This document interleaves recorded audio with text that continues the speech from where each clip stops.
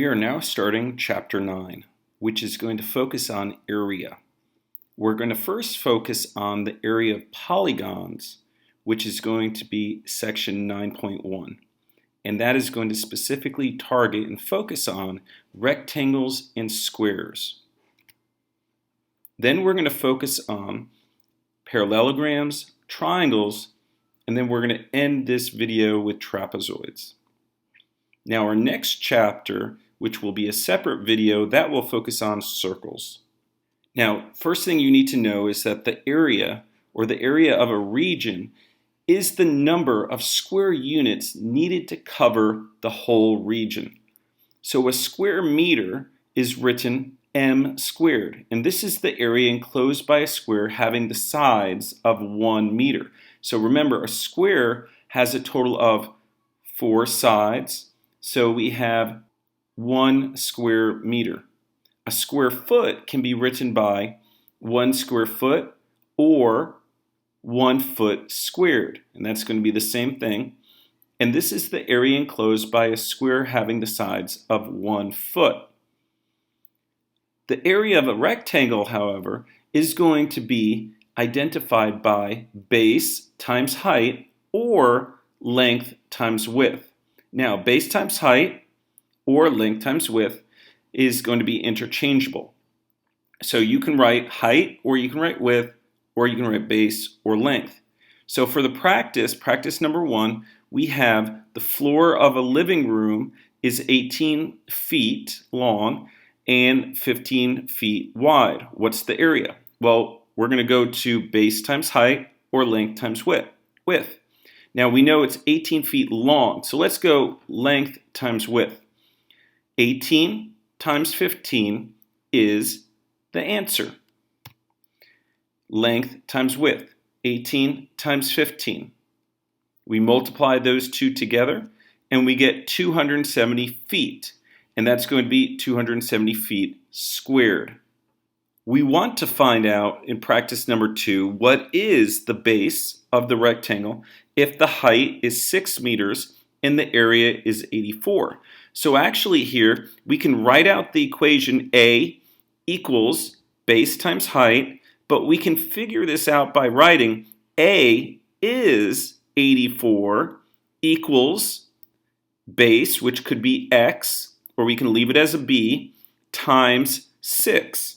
Now, if we have 84 equals B times 6, we need to get that B by itself, right? So we can go ahead and divide both sides by 6. Now, if we divide both sides by 6, we get B by itself, and then that's going to 6 into 84 give us 14 centimeters. So we have done this before, okay? But you're just plugging in and you're isolating letter B, which would be your base. Okay, so we're still using the equation A equals base times height. Okay, go ahead and do practice number 3, and you're doing your base times your height or length times your width. So this is real easy. Practice number 3, number 1 is just 27 times 6, and that's going to give us our area. So we're really just multiplying those two sides. That's all we're doing. And that gives us 162 centimeters squared, because that's the area. Okay, let's do number 2. 7 times 18. Okay, make sure you show your work, multiply. Don't just listen to this video, but actually write it out, because this is practice. Because if you're just sitting there listening to me tell you how to do it, but you're not doing it, it's not going to help you. So please just don't listen to me lecture you, or say, please get your pencil out. Please write it down. Please show your work. Please go ahead and do that. Just don't listen to me saying that. Okay? Okay. So 18 times 7, and that's going to be 126. So make sure you multiply. Make sure you multiply correctly. Anytime you have a chance to multiply, okay, it's practice. So please do that. Now you have the area of a square, and we know all sides of a square are the same. It's not like the rectangle where we have two different things. So we really don't have to do length times width here. We can, if you look at the example, it says A, which is area, equals side times side. Well, we know it's the same thing, so we can just say side squared. So if each side is 3, the area of the square would be 3 squared. Okay, so 3 times 3 is 9, and 3 squared is 9. Now let's look at practice number 4. The area of a square has a side that is 9 centimeters. So each side is 9 centimeters. So what's the area of the square? It's 9 times 9, or 9 squared. So we have A equals S squared. 9 squared is what? 81. Okay, let's look at practice number 5. We have 11 centimeters. It is a square. So what do? Go ahead and show your work. You can pause this. What do? What do? What do? Well, you know what we do? We square it. We square. We square 11 centimeters times 11 centimeters. Make sure you show your work. 121 centimeters squared. Also, don't forget to have those units there. That will complete showing your work. Now, what about irregular polygons? Basically, irregular polygons are going to look like multiple rectangles or multiple squares.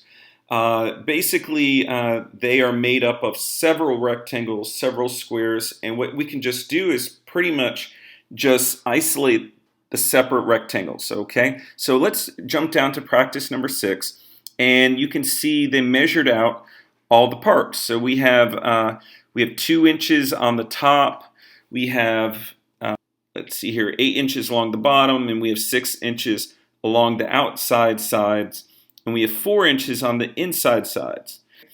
And so what we have here is we don't have a measurement on the inside, but what we do have are the other parts. So let's just figure out what we can do here. So we know 2 inches on one rectangle, but then if we look on the side of this large part, it's 6 inches.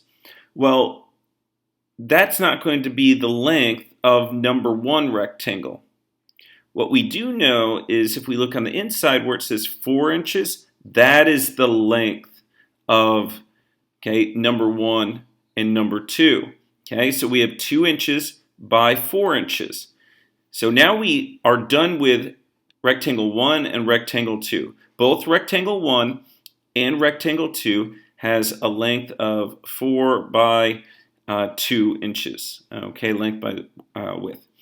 Now, if we look at rectangle number 3, okay, which is kind of at the bottom part, basically what we can do is we know that the length is 8 inches, but what is the width? It's not 6 inches, okay? But what we can do is we can take away the 4 inches, okay, that made up number 1 rectangle, and we can do 6 minus 4. So we know the width of rectangle 3 would have to be 2 inches because we take the total length of that side is 6 inches minus the top rectangle, which is 4 inches in 1 and 2.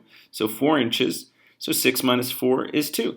So now what we can do is we're going to do a third rectangle, which is going to be 2 by 8 inches. So rectangle 1 is 2 by 4. And then rectangle 3 is 8 by 2. Okay. Now, what you don't see here is we have 8 plus 8. That's actually, 8 is rectangle 1, and then the second 8 is rectangle 2, and then 16 is rectangle 3. Okay. So that we add those up. Each of those 3 rectangles, that would give us 32. So you're just doing the area of each little separate rectangle, and then you add them up to get your final answer. That's all you're doing for an irregular polygon. Should be pretty easy, just areas of each little rectangle, then add them up. Okay, so 8 was rectangle 1, 8 The second 8 was rectangle 2, and then 16 was rectangle 3. And this should be 32 inches squared, not centimeters squared. Now let's focus on the areas of parallelograms and triangles. A parallelogram is just like a slanted rectangle or a slanted square. So the sides are going to be, or at least two of the sides are going to be parallel. And remember, the top and bottom are parallel to each other while the two sides are parallel. So the area of a parallelogram, it's the same thing. It's going to be area equals base times height. But the problem is, if it's a slanted rectangle or a slanted square, how can you identify the base? How can you identify the height if it's slanted? So really what you're going to do is you're going to see that they give you a little dotted line at a right angle, and that is going to be the base. That is going to be the height. Okay, either on the inside or on the outside, they will give you the height. So let's look at some examples.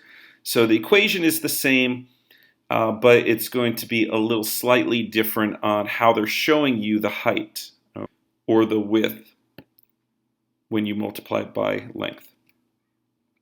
Okay, so let's take a look at this parallelogram.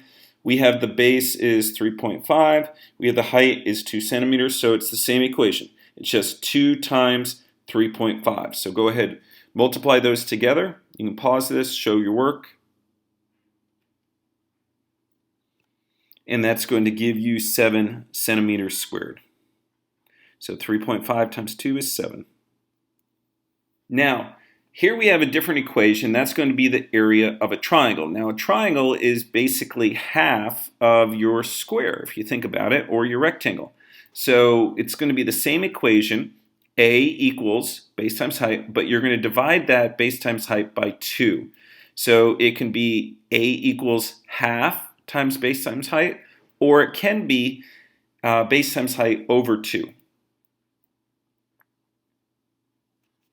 And here are 5 triangles, and basically what we have is we have the side and then we have the base. So we have something called the altitude, and then we have the base. So the altitude, if you look here, is always coming off that right angle.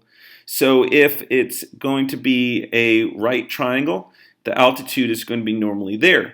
Now if it's going to be a uneven, maybe an isosceles triangle, we would have to draw in, or they will give you the altitude off of a right angle. Okay, so please go ahead and draw these 5. There's 1 up at the right of the paragraph, and then there are 4 at the bottom here. So go ahead, draw all 5 of these.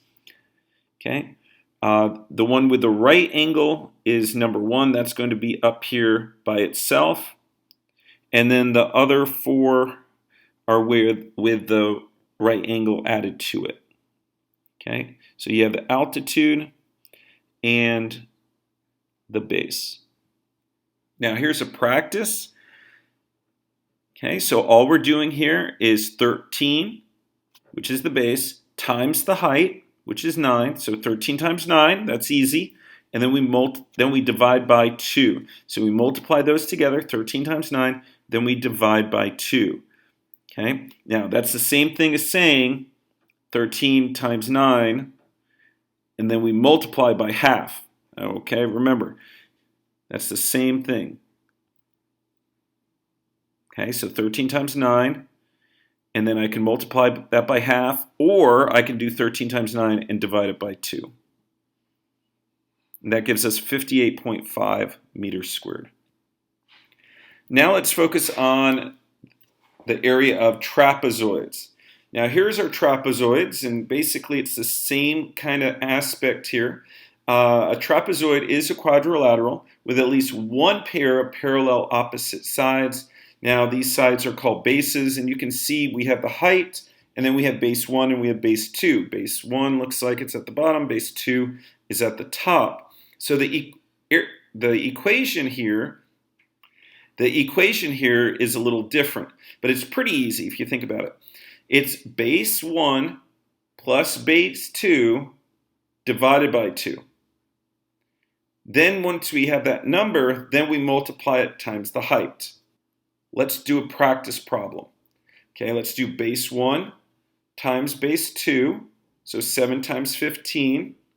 We'll divide that by 2, and then we'll multiply that by 9. So base 1 times base 2, divide by 2, and then we multiply by 9. So this is more of a memorization equation. You'll have to know this one for trapezoids. So if we add 7 plus 15, that's 22. We divide by 2, and then we multiply that number, which is 11, by 9. And then that gives us 99 is our answer.